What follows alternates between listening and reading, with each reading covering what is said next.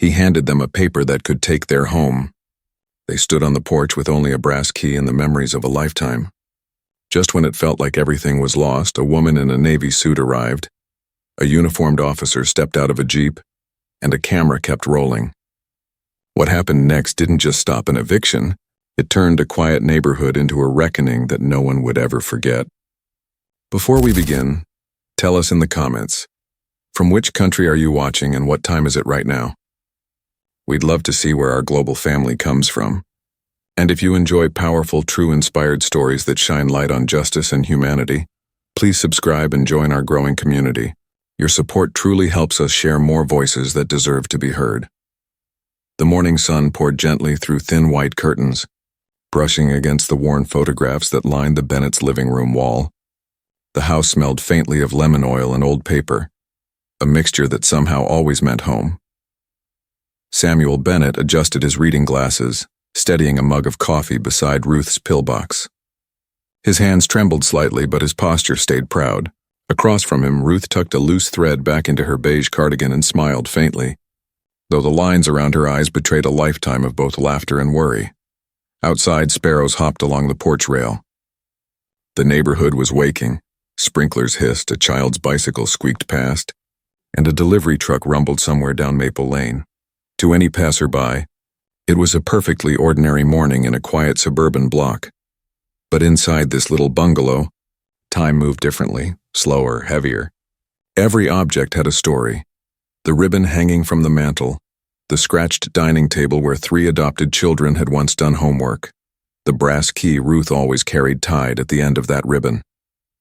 She rubbed it between her palms every morning, whispering a small prayer that the home it opened would remain theirs for as long as they lived. Samuel had built most of this house himself, or at least kept it standing through decades of repairs and bills. 47 years since he'd first walked through its door, back when neighbors called him Mr. Mailman, with friendly nods but not always open arms. Back when property lines in this town still spoke a quieter language of separation. He sighed and reached for the morning newspaper, though he already knew the headlines would make him shake his head. Ruth set 2 slices of toast on the table, humming a hymn from church days. For a brief moment, peace settled between them, warm, fragile, complete. Then came the sound. A firm tap-tap at the door. Ruth looked up. "Expecting someone?" Samuel frowned, leaned on his cane, and shuffled toward the front hall. Through the glass, he saw a shape. A man in a crisp navy suit, folder under one arm, papers in the other. The man's smile was practiced. "Mr. Bennett, morning. I'm here on behalf of Mr. Carter, the property owner." Samuel opened the door halfway. "We've paid this month's rent." "Oh, I'm sure you have," the man said lightly, flipping through documents. "But while ownership changes things, you've got, 30 days to vacate. Standard procedure. Nothing personal." He handed over a white sheet stamped with red ink. Ruth's breath caught. "Vacate? This is our home." "I don't make the rules," the man replied. "Mr. Carter's redeveloping the block. Condos, modern units, you understand?" Samuel's jaw tightened. His fingers clenched the cane until his knuckles whitened. "We've lived here almost 50 years. The man's expression remained smooth, detached. "Then I suggest you start packing sooner rather than later. Contractors will be around next month." He turned away, shoes clicking neatly against the steps, leaving silence thick enough to choke on. Ruth stared at the paper in Samuel's trembling hand. "Eviction notice." The words blurred as tears welled up. Outside, sunlight still glowed across the porch rail. The world, indifferent, went on.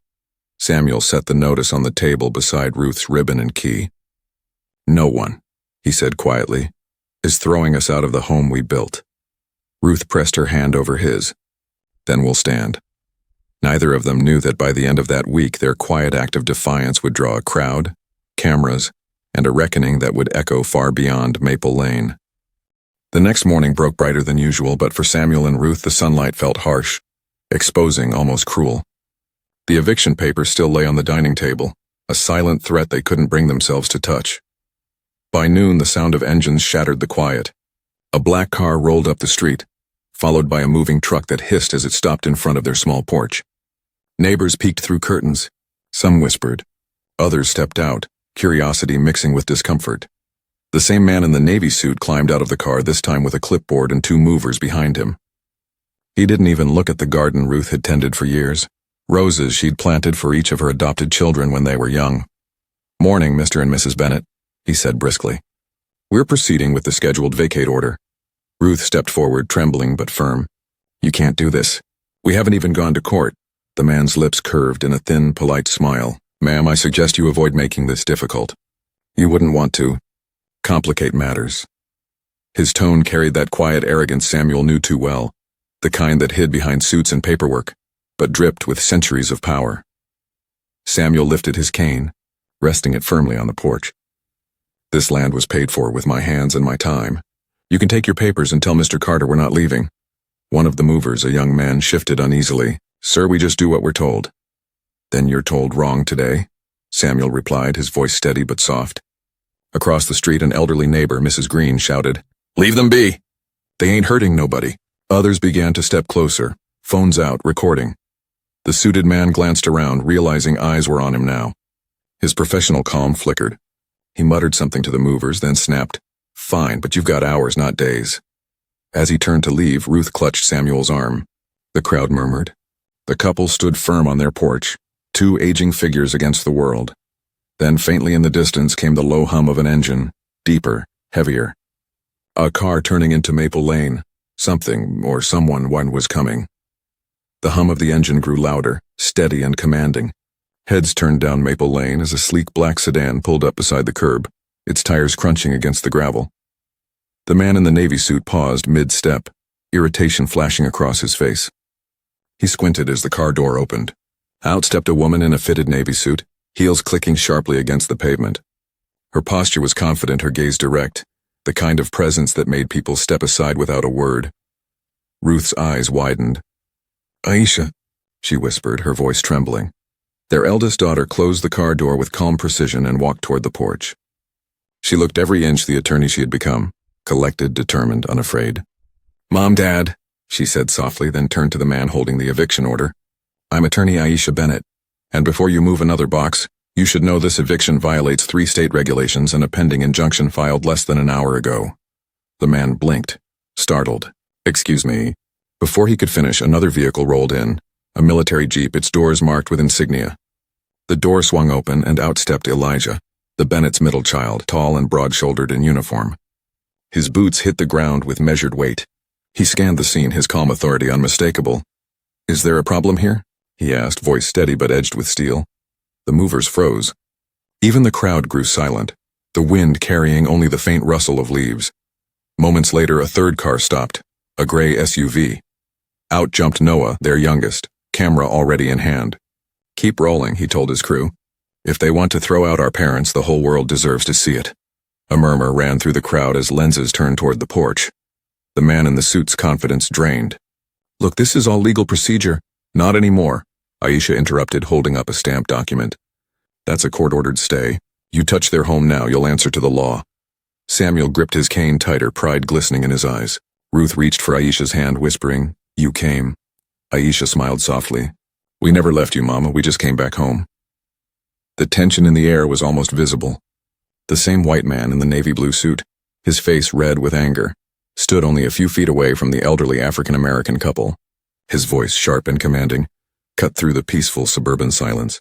He waved a stack of papers in his hand, shouting words that echoed across the street. The elderly man, clutching his wife's hand tightly, looked frightened yet tried to stand tall. The woman's eyes filled with tears as she tried to understand why the stranger was yelling at them in front of their own home. The neighbors began to peek through their curtains, some even stepping out onto their porches, but no one intervened. The couple had lived in this neighborhood for decades, respected, quiet, kind to everyone. Yet in that moment they felt utterly alone. The man in the suit kept shouting about property rights and mistakes in ownership, accusing them of living in a house that didn't belong to them. The old man's trembling voice tried to explain, showing the same papers they had received from the bank months ago. But the shouting man didn't want to listen. His words weren't just loud, they were cruel. "You people always think you can get away with things," he shouted, his voice laced with prejudice. That one sentence froze everyone. The elderly woman stepped back, clutching her chest as if the words themselves had struck her.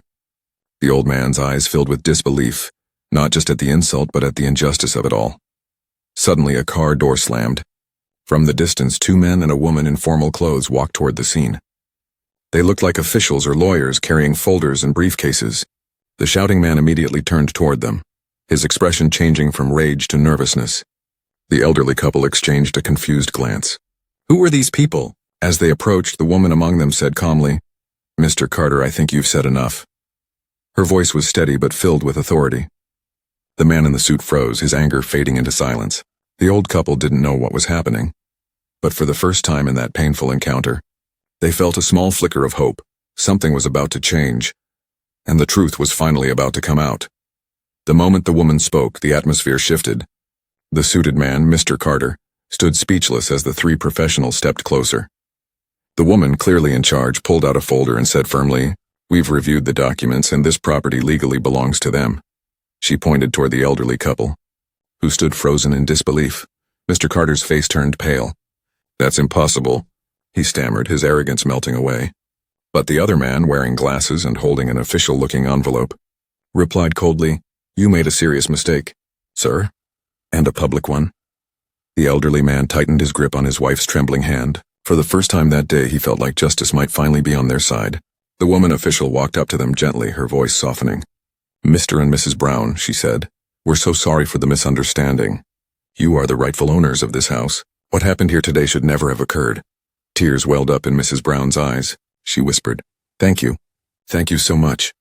As her husband nodded silently, overwhelmed by emotion, the neighbors who had been watching quietly now began to murmur among themselves, some embarrassed that they hadn't spoken up earlier.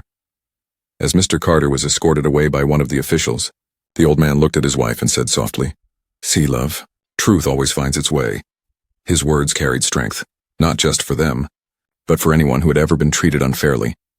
The camera slowly zooms in on the elderly couple standing in front of their home, their expressions a mixture of relief, dignity, and quiet triumph.